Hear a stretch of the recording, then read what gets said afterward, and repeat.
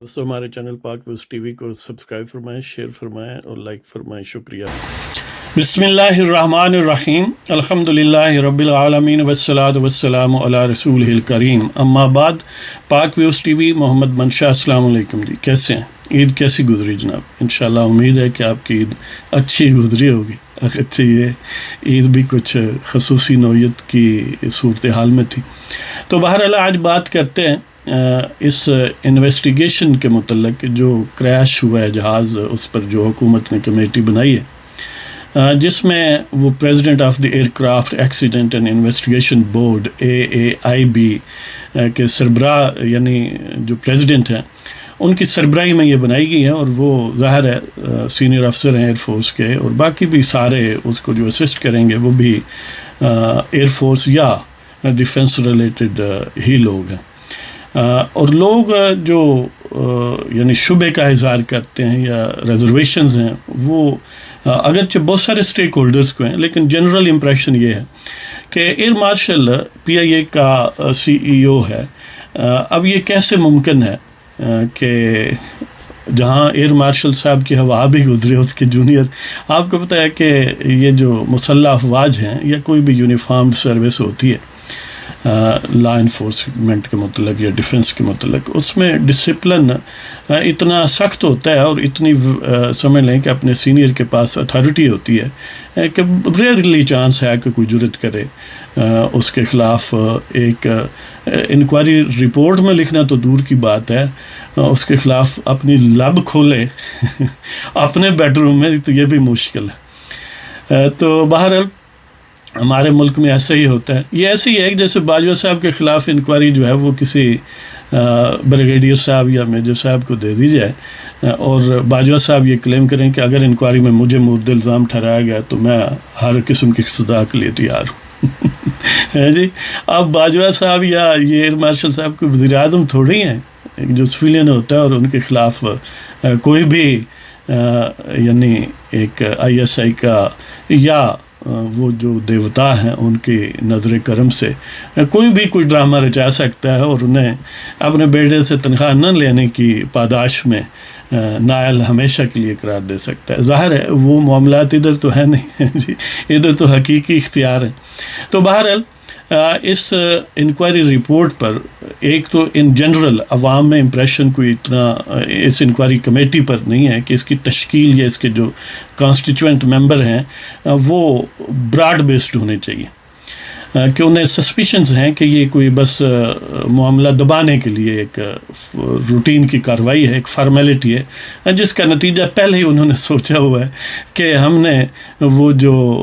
مرحوم شہید پائلٹ ہے اسی کے ذمہ ڈالنا ہے معاملہ۔ تو بہرحال اس میں جن کو ریزرویشنز ہیں ان میں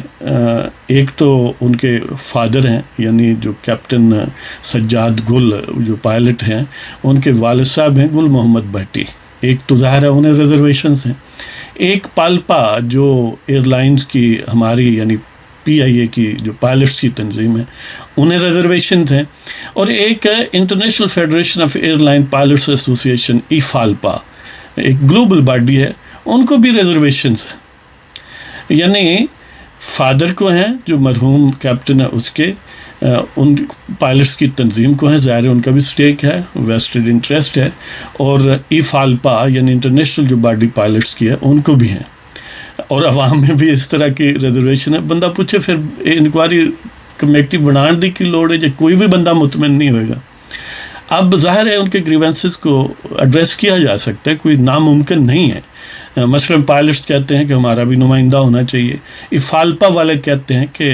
یعنی ان کی طرف سے بھی ایک نمائندہ اس میں ہونے چاہیے، اور ان کا فردر کلیم یہ ہے کہ وہ کہتے ہیں کہ کنونشن جو انٹرنیشنل سول ایویشن پر ہے، اس کے انیکسچر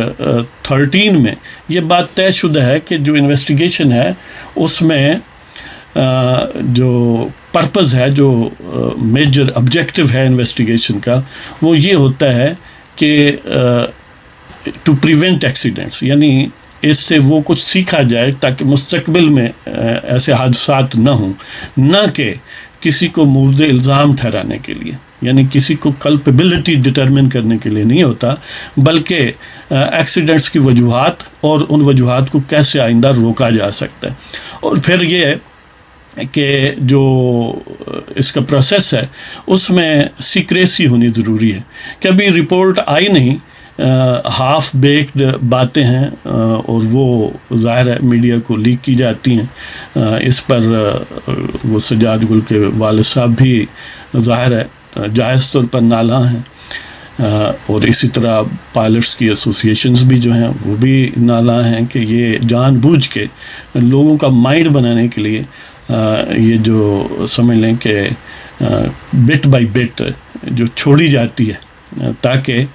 مائنڈ لوگوں کا بنا دیا جائے کہ دیکھیں کسی اور کا کوئی قصور نہیں ہے سوائے اس پائلٹ کے۔ اب ظاہر ہے پاکستان میں عموماً جو صاحبان اختیار ہیں ان کا تو کوئی قصور نہیں ہوتا، خاص طور پر اگر وہ وردی والے ہوں تو ان کا تو قصور ہو ہی نہیں سکتا، کیونکہ وہ تو چوزن لوگ ہیں۔ تو بہرحال پھر یہ بھی آسان ہے کہ جو اگلے جہان چلے گئے، جو شہید ہو گئے، ظاہر الزام ان پر لگا دیں تو وہ براہ راست خود تو آگے سے ڈیفینڈ بھی نہیں کر سکتے۔ تو یہ بہترین ٹیکنیک ہے اور موسٹ پروبیبلی اسی پر عمل کیا جائے گا۔ اور پھر اس کو مزید کمپلیکیٹ یہ صورتحال کرتی ہے کہ پنجاب کا وہ ایک یعنی کیا آپ کہیں کہ گلاسگو ٹرن ایک ٹھگ جو پنجاب میں ایک آئینی عہدے پر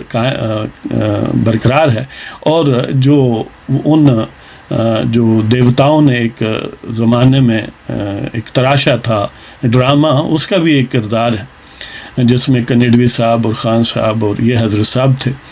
یہ بھی یعنی ملٹی فیسٹڈ لوگ ہیں کہ ان کے چہرے پر بھی کئی نقاب ہیں۔ تو وہ بہرحال وہاں پر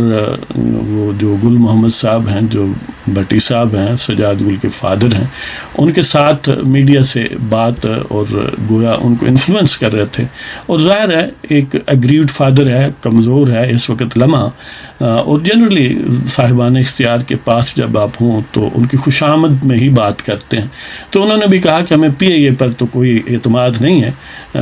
وہ بالکل اچھے لوگ نہیں ہیں، پروفیشنل نہیں ہیں، ہاں سرور پر اعتماد ہے۔ اب آپ امیجن کریں کہ یہ حضرت صاحب جو ہیں یہ انہیں یقین دہانی کرا رہے ہیں کہ بالکل ہم ہر صورت میں نیوٹرل انکوائری کریں گے۔ ہاں جی، اب اس پر کیا کوئی کہے کہ یہ ٹوپی ڈرامہ کرنے کی کیا ضرورت ہے؟ سادہ سی بات ہے، مطمئن کرنا ہے اسٹیک ہولڈرز کو، اور مطمئن کرنے کا وہ طریقہ بتا رہے ہیں کہ ہمیں ہمارا بھی نمائندہ اس میں شامل کرو، لیکن وہ نہیں کرنا، باقی ایکٹنگ کرنی ہے، باقی مینیپولیشن کرنی ہے۔ تو اس سے آپ امیجن کر سکتے ہیں کہ جو عمومی رویہ ہے ہماری حکومت کا یا اس کے جو گاڈ فادرز ہیں، ایگزیکٹلی وہی اس صورتحال میں بھی اسی کو یوز کیا جا رہا ہے، اسی کو ریپیٹ کیا جا رہا ہے۔ تو بہرحال اس صورتحال میں اگر یہ گریونسز اس وقت ایڈریس نہ کیے گئے، ان کو شامل نہ کیا گیا اس انویسٹیگیشن پروسیس میں، تو ظاہر ہے یہ ہمیشہ کی طرح ڈسپیوٹ ہی انویسٹیگیشن رپورٹ رہے گی، اور ظاہر ہے جو صاحبان اختیار ہیں وہ اس میں سے صاف بچ نکلیں گے